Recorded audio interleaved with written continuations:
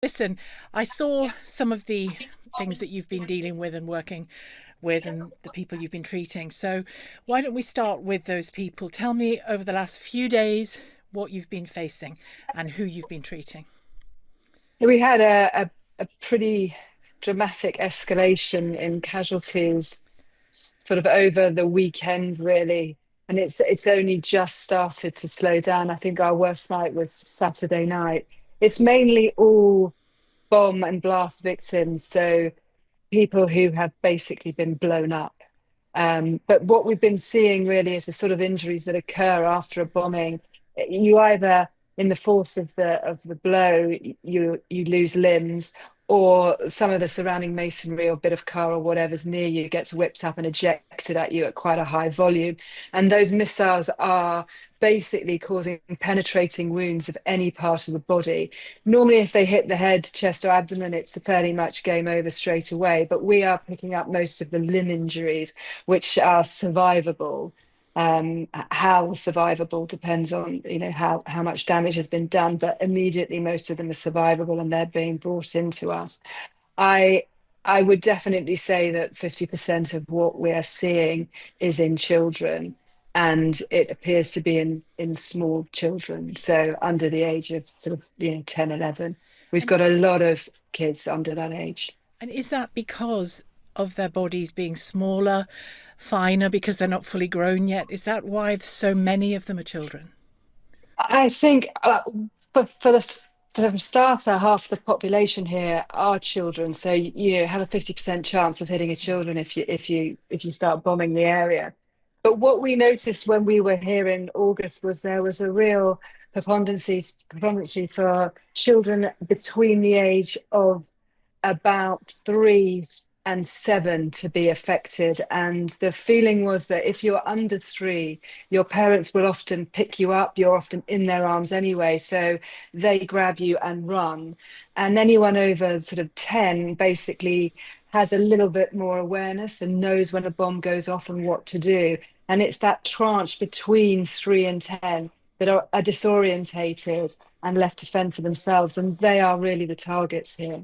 You said there that a lot of the injuries you're treating are likely to be survivable. Why only likely? Is that because of their severity or because of supplies you don't have or conditions you're working in? It's multifactorial, really. One of the deaths that we had 2 nights ago was purely down to equipment, in that we didn't have the facility to run the observations that we would normally have run in the UK, in terms of being able to turn around basic laboratory tests like a full blood count, like renal function tests. We also don't have a huge amount of blood here. So giving somebody a blood transfusion is not done in the timely fashion that it Yeah. is in the UK. And that has let us down with patients. It's if you come in a critical condition, it's very difficult for us to support you. Then, coupled with that, we have the problem of malnutrition, which means that what we're starting with is people who are very deficient in basic nutrients, vitamins, minerals. So, cell turnover and the power to heal has been hugely affected by the number of days that these people have been without food. And on top of that, they're more susceptible to infection because of the malnutrition. And with the supplies that we have a very limited array of antibiotics to combat that. So it's multifactorial, but all avoidable if we were in different circumstances. Have you seen malnutrition bordering on starvation?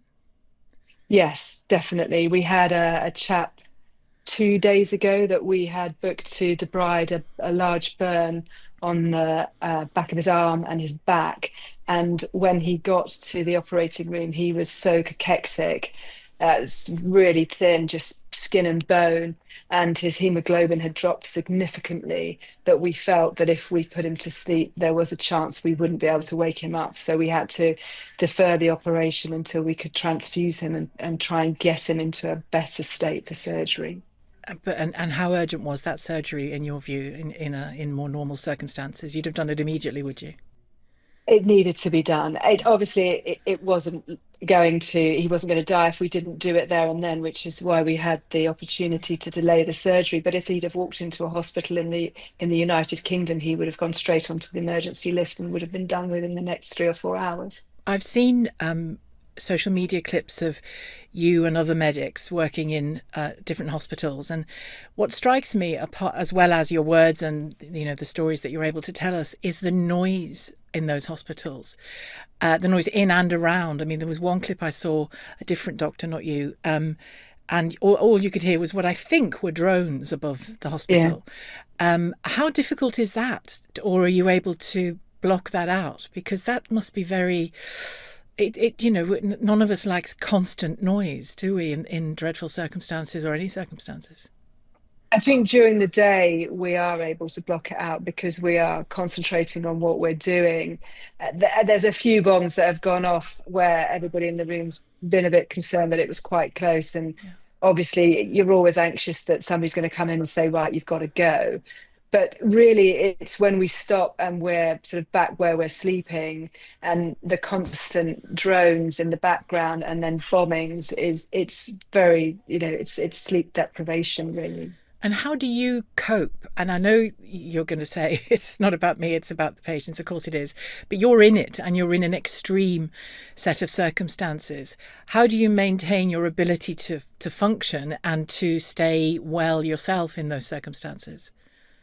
Well, I've done it before, so I feel like I've got a routine now. I do spend quite a bit of time before I come out here trying to make sure I'm in the best physical shape that I can be.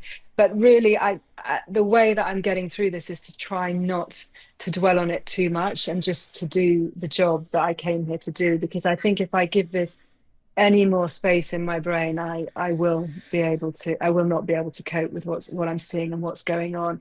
I think for me, really, it's why it's still going on that I'm finding hard to deal with. The statement I'm sure you've heard about today, the statement that's come from France, Canada, and the UK, putting pressure on Israel, more than urging Israel to stop the bombardment. Does that? I guess you welcome that statement. Does it feel too late? Tell me your reaction to it.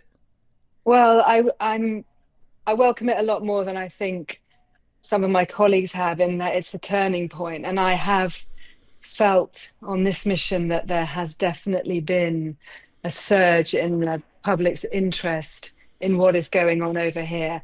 And it certainly feels to me as if more and more people understand the situation better and can see that this is not right. This is a humanitarian crisis, and this is not the way to sort out a dispute over a piece of land. So I am very pleased that we're turning the tides, but we've got a long way to go and we need to stop it.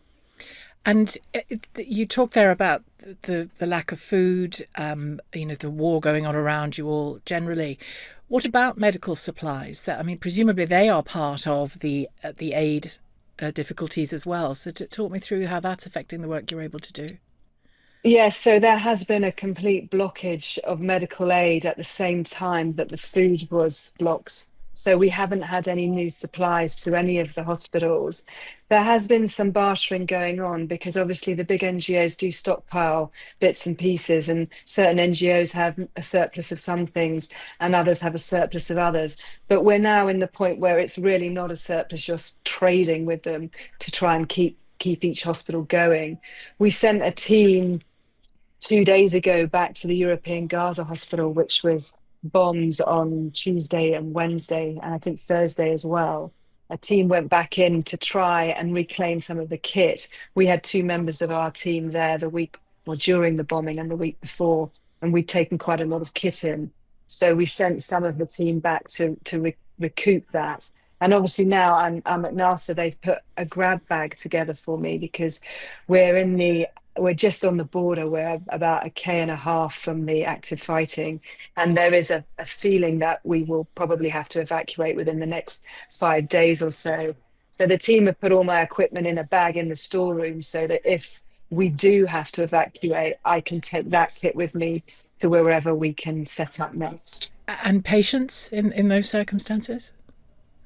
Most of the patients get evacuated at the same time. What happened at the European Gaza hospital was we had some warning, and you find that the United Nations and the surrounding sort of population come together, and all the patients that can self-evacuate, self-evacuate. What happened at the European Gaza was that we were left with 6 intensive care patients that we couldn't move. And then one by one, over 48 hours, they were put in ambulances and transferred to local NGOs, field hospitals. Some came to NASA and some to other hospitals in the vicinity. So that's sort of the way that the evacuation would go. But the problem that we have now is that we are at a critical point with fuel.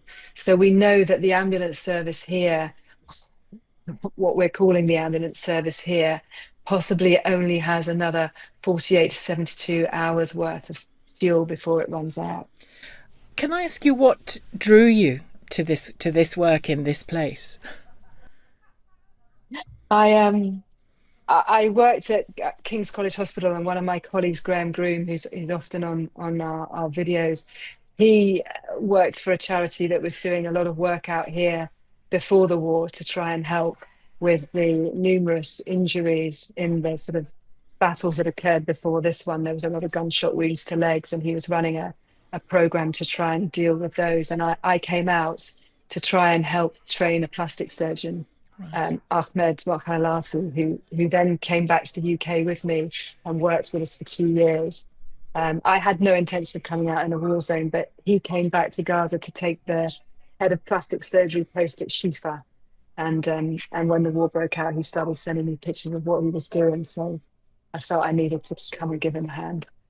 Well, listen, thank you very much indeed for speaking to us today, and I wish you the very best with everything you're doing. It sounds like very, very hard work, which I know is an understatement, but thanks for taking the time to speak to us.